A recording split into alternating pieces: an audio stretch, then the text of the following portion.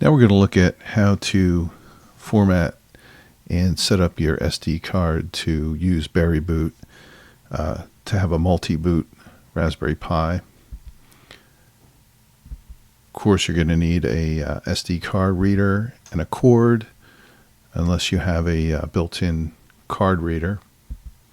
You're going to need to get the Berryboot zip file, and that is located at this website. So you go there, make sure you have the version that you want. Right now there are two different versions on the website.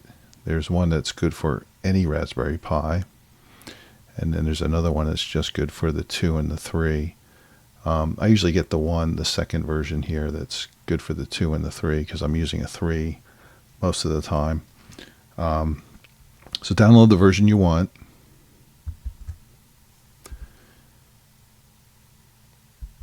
And then find it on your computer. Insert your card reader. Insert your card. Connect it up if you have to. And of course, as in with the noob setup, make sure you have the right drive letter for your card before you format it, so you're not formatting the wrong thing. Just double check the sizes, double check what's on it, make sure you're looking at the right card.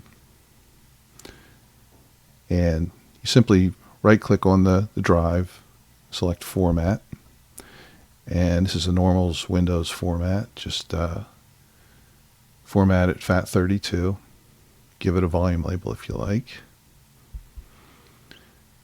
Then once you've downloaded the Berryboot file, go ahead and find it.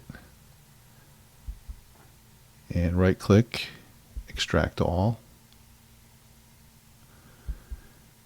And you can find your SD card. You can copy the files right there or extract them right to the SD card. And once you do that, the files that are on your SD card are going to look something like this. Then you want to right click on your card and eject it. And this is ready to go. Ready to plug it in and boot up.